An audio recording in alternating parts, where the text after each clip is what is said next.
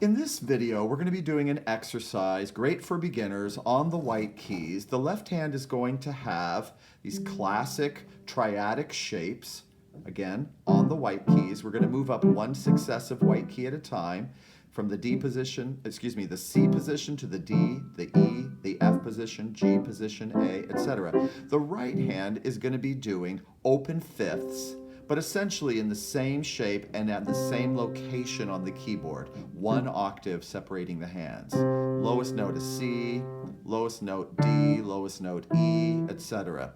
This hand is doing open fifths, not the middle finger to give the triadic sound, just the open fifth sound. And we're going to move up like that, just the two notes in the right hand. The left hand has the three. And we're going to move up in blocks like that. A C unit, and then a D unit, an E unit, F, G, A, B, C. When we get here, we're going to repeat this one and move down.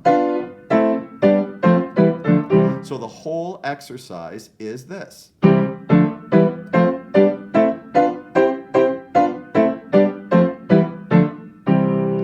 Pretty easy to understand, and it's a great exercise for beginners, so have fun with that.